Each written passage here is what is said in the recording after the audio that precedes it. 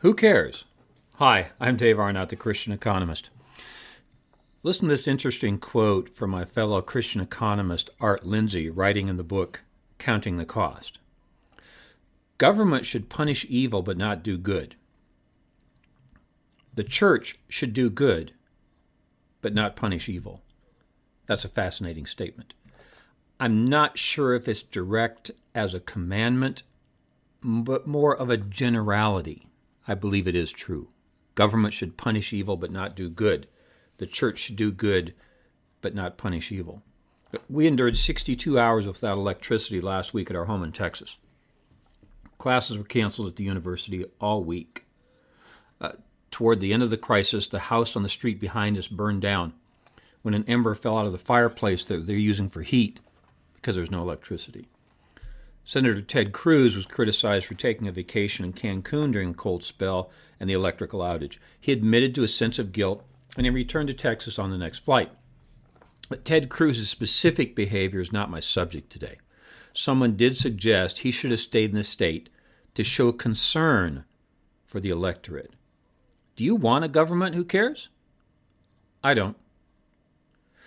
I want my wife to care about me. I want my extended family to care about me. I want my Bible study group to care about me. I want my church to care about me. I want my fellow professors and staff at Dallas Baptist University to care about me. I don't want my government to care about me. You know why? It's because among my 330 million fellow Americans, there are many different definitions of what care is and how it should be shown, and for what difficulties it should be shown. Subtitle, Local. I know the mayor and all 6 city council members in our small town of Midlothian, population 35,000. I know all the directors of the departments at the city. But it never occurred to me to call one of them to fix the broken water pipes in the walls of my house, and we suffered 2 of those during the electrical outage. I can't imagine a phone call that starts with me barking at the director of the water department, "Get out here and fix this water leak in my house."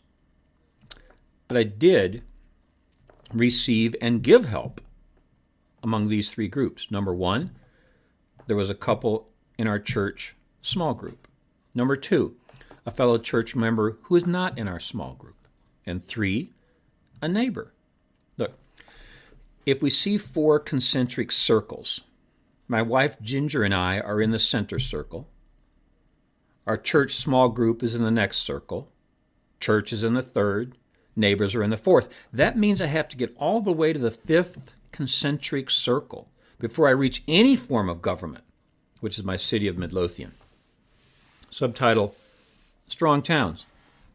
In preparation for considering some work with our local economic development group, I read a book called Strong Towns by Chuck Marone. He's a guy who has a career in advising city development.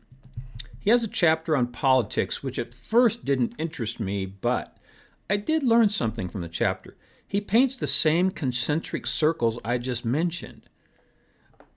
Ginger and I are in the middle circle. I would put our extended family in the 2nd circle, etc., until I reach the outside circle, which for us might be the U.S. government.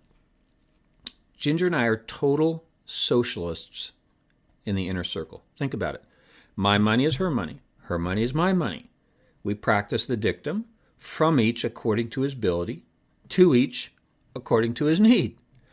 But as the circles progress outward, we become more hardcore capitalists until we reach the outside circle, which is the U.S. federal government, and we don't share with them freely.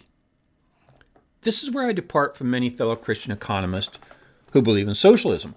They read the scriptures to say that the entire country should hold, quote, all things in common, end quote. By the way, that's the name of a book by Roman Montero that I bought. Were you listening carefully? I bought a copy of the book, All Things in Common. If you don't get the joke, rewind the podcast and listen to it again. By the way, All Things in Common is the title of my podcast number 12. Subtitle, How Did We Get Here? I really think we've gone down Alice in Wonderland's proverbial rabbit hole where we think government should care. If government provides the care, then what's the role of church and family? None. Government is family in that upside-down scenario. While taking a 3-credit-hour course in biblical geography in Israel, I spent a night at Ein Gedi Kibbutz on the western shore of the Sea of Galilee. There's a very good Fox News series called The Unauthorized History of Socialism that I've showed in class a couple of times. They talk about the Israeli kibbutzim as the most socialist form of economics in recent history, and they're right. Now, by the time I got to this kibbutz in 2013, they were not socialist at all, but historically they were. Children were raised in a children's dorm, not by their parents. The result was that the children of the kibbutz were very successful, serving as military, political, and business leaders throughout the young country of Israel. But those successful adults did not want their children raised in a kibbutz. As I've often said, the kibbutz went kibbutz. The outcome was good, the input was bad. You should raise your own children. Subtitle, The Government Should Punish Evil. In its proper role, government punished or exercises vengeance on the evildoer, as said in Romans 13:4. The one in authority is God's servant for your good. But if you do wrong, be afraid. For rulers do not bear the sword for no reason. They are God's servants, agents of wrath to bring punishment on the wrongdoer. And then the opposite is said about the individual or the church in Romans 12:17, because it commands believers to never pay back evil for evil. This is what Art Lindsley was pointing out in the book Counting the Cost that started our discussion today. He wrote that book with Ann Bradley. Look, in my first book, called Corporate Cults, I wrote that during the death of a parent, many people get more sympathy from coworkers than from family. That's not what God intended. God had those concentric circles in mind that I mentioned earlier. Another example, Senator Rand Paul asked a similar question this week at a Senate hearing about government caring. He asked if the government should use its power to forcibly take a child away from its parents to perform sex change surgery if the parents didn't support it but the child wanted it.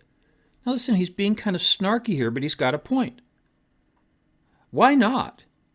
If the government cares, and if the government mandate is to do good, and sex change surgery is good, why should government not use its power to do so?